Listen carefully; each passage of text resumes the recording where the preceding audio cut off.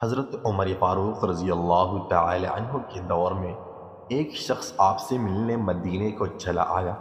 جب مدینے کے پاس پہنچا تو آدھی رات کا وقت ہو چکا تھا، ساتھ میں حاملہ بیوی تھی، تو اس نے مدینے کے حدود کے پاس ہی خیمہ لگا لیا اور صبح ہونے کا انتظار کرنے لگا۔ بیوی کا وقت قریب تھا تو وہ درد سے کراہنے لگی۔ حضرت عمر فاروق رضی اللہ تعالی عنہ اپنے روز کے گشت پر تھے اور ساتھ میں ایک غلام تھا۔ جب آپ نے دیکھا کہ دور شہر کی حدود کے پاس آگ جل رہی ہے اور خیمہ لگا ہوا ہے تو آپ نے غلام کو بھیجا کہ پتہ کرو کون ہے۔ جب پوچھا تو اس نے ڈانٹ دیا کہ تمہیں کیوں بتاؤں؟ آپ گئے اور پوچھا تو بھی نہیں بتایا۔ آپ نے کہا کہ اندر سے کراہنے کی آواز آتی ہے، کوئی درد سے چیخ رہا ہے، بتاؤ کیا بات ہے؟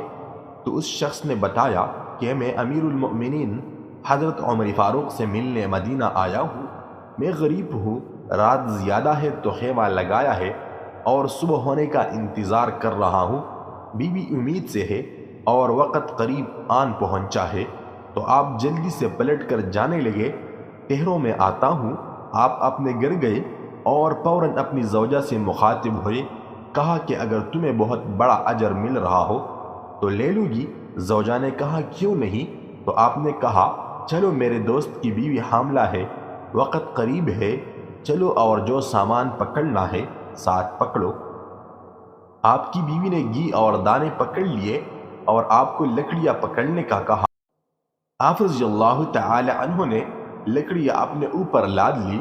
سبحان اللہ، یہ کوئی کونسلر، ناظم، MP یا MNA نہیں، یہ اس کا ذکر ہو رہا ہے دوستو جو کہ 22 لاکھ مربع میل کا بادشاہ ہے، جس کے قوانین آج بھی چلتے ہیں، جو عمر فاروق اعظم ہے۔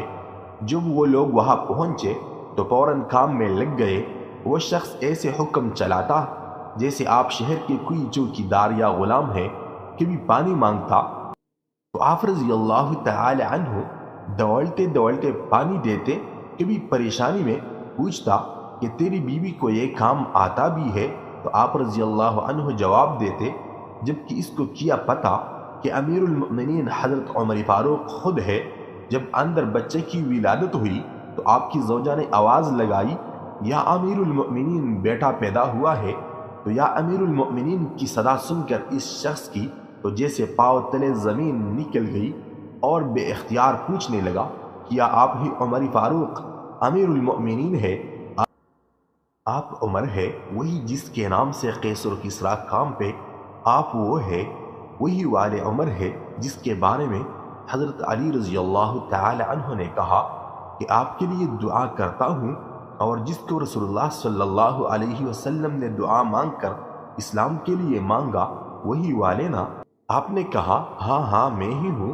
اس نے کہا کہ ایک غریب کی بیوی کے کام کاج میں آپ کی بیوی یعنی خاتون اول لگی ہوئی ہے، اور دوے کے پاس آپ نے اپنی داڑھی لپیٹ لی اور میری خدمت کرتے رہے، تو سیدنا عمر رو پڑے، اس بدو کو گلے سے لگایا اور کہا تجھے پتہ نہیں تو کہاں آیا ہے؟